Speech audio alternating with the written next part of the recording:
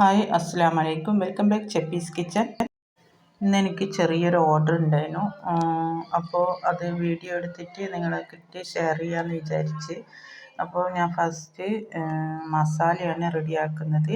ബിരിയാണിയും മുട്ടമാലിൻ്റെയും ഓർഡറാണ് കിട്ടിയത്.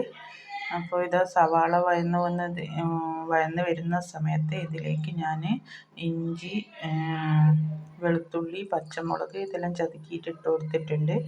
ഇതിലേക്ക് ആവശ്യത്തിന് ഉപ്പും കൂടി ചേർത്തിട്ടുണ്ട്. എന്നിട്ട് ഇതെല്ലാം കൂടിയിട്ട് നന്നായിട്ടൊന്ന് വഴറ്റിയെടുക്കുക.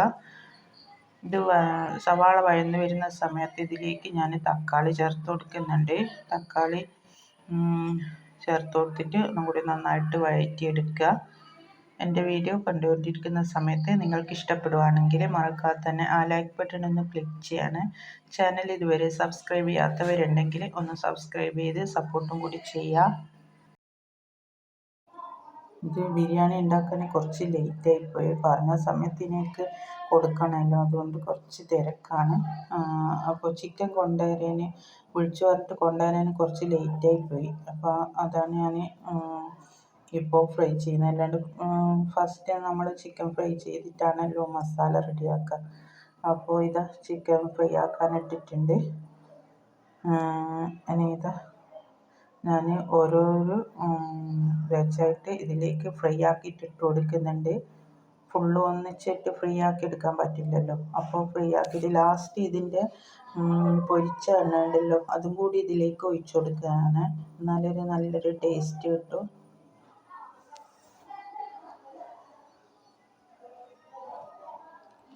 അപ്പോൾ ഇത് ചിക്കന് ഞാൻ ഫുള്ളും ഇങ്ങനെ ഫ്രൈ ആക്കി എടുത്തിട്ട് അതിലേക്ക് ഒഴിച്ചു കൊടുക്കുന്നുണ്ട്.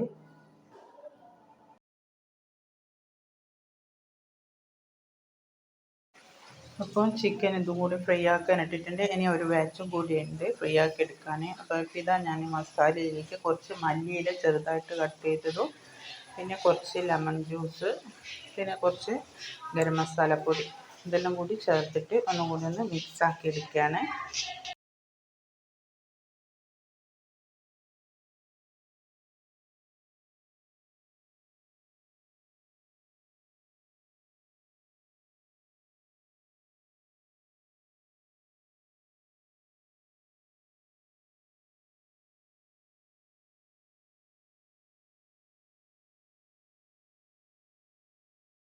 അപ്പോൾ ഇത് ആ ചിക്കനും കൂടി ഫ്രൈ ആയിട്ടുണ്ട്. ഞാൻ ഇതിലേക്ക് ഇട്ട് കൊടുക്കുന്നുണ്ട്.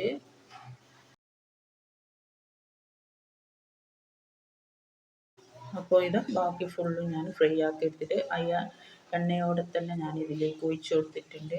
നല്ല ടേസ്റ്റ് ഉണ്ടാവും ഞാൻ ഒഴിച്ചു കൊടുത്താൽ. അപ്പോൾ ഇത് എല്ലാം കൂടി ഇട്ടൊന്നും കൂടി ഒന്ന് മിക്സ് ആക്കിയിട്ട് ലോ ഫ്ലെയിമിലിട്ടിട്ട് അടച്ച് വെക്കുകയാണ് ഞാൻ.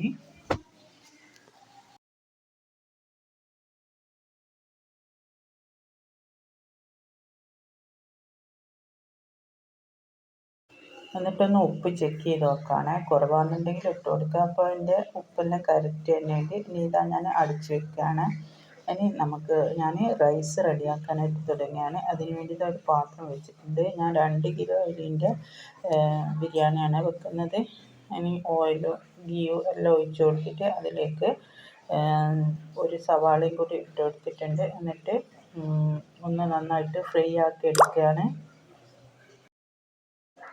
ഞാൻ 1 കപ്പ് അരിക്ക് 1.5 കപ്പ് വെള്ളം എന്ന രീതിയിലാണ് വെള്ളം ഒഴിച്ചിട്ടുള്ളത്. ഞാൻ 2 കിലോ അരിയാണ് വെക്കുന്നത്. അതിനനുസരിച്ചിട്ടുള്ള വെള്ളം ഒഴിച്ച് കൊടുത്തിട്ടുണ്ട്. എന്നിട്ട് ഉപ്പും കൂടി ചേർത്ത് കൊടുത്തിട്ടുണ്ട്. എന്നിട്ട് ഇതിലേക്ക് അരി കഴുകി വൃത്തിയാക്കിയിട്ട് ഇതിലേക്ക് ചേർത്ത് കൊടുക്കുന്നുണ്ട്. എന്നിട്ട് ഇത് അടച്ചു വെച്ചിട്ട് ഹൈ ഫ്ലെയിമിൽ തന്നെ വെച്ച് കൊടുക്കുക. വെള്ളം വറ്റി വരുന്ന സമയത്ത് ലോ ഫ്ലെയിമിലാക്കി കൊടുത്താൽ മതി. ഇനി ഇതിലേക്ക് ഞാനൊരു ലെമൺ പിഴിഞ്ഞിട്ട് ഒഴിച്ച് കൊടുക്കുന്നുണ്ട്. എന്നാൽ ഇതിന് നല്ലൊരു ഫ്ലേവർ ഉണ്ടാവും. ഇനി ലെമൺ ഒഴിച്ച് കൊടുത്തതിന് ശേഷം ഒന്ന് മിക്സ് ആക്കിയിട്ട് ഞാനിത് അടച്ച് വെക്കുകയാണ്.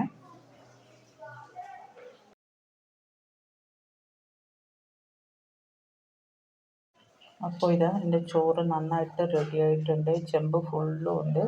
ഞാൻ 2 കിലോ ഓർഡർ ഉണ്ടതും കുറച്ച് നമുക്ക് വേണ്ടിയിട്ട് അധികം ഇട്ടിന്. അപ്പോൾ ഇനി ഞാൻ ഈ ചോറിന് ദം ചെയ്തെടുക്കുകയാണ്.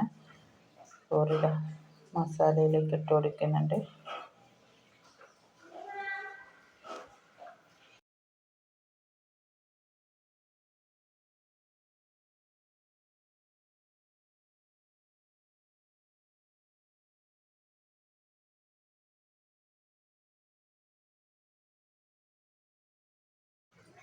അപ്പോൾ എന്നിട്ട് ഇതിൻ്റെ മേലെ ഫ്രൈ ആക്കി വെച്ച സവാളയും മല്ലിയിലയും ഗരം മസാലപ്പൊടിയും എല്ലാം കൂടി ഇട്ട് കൊടുത്തിട്ട് അതിൻ്റെ മേലെ കുറച്ച് ലെമണിൽ കുറച്ച് കളർ ചേർത്തിട്ടുണ്ട്. എന്നിട്ട് അതും കൂടി ഒഴിച്ച് കൊടുത്തിട്ടുണ്ട്. എന്നിട്ട് വീണ്ടും അതിൻ്റെ മേലെ റൈസ് ഇട്ട് കൊടുക്കുക. അങ്ങനെ ഫുള്ളായിട്ട് ഇതുപോലെ തന്നെ റെഡിയാക്കി എടുക്കുക.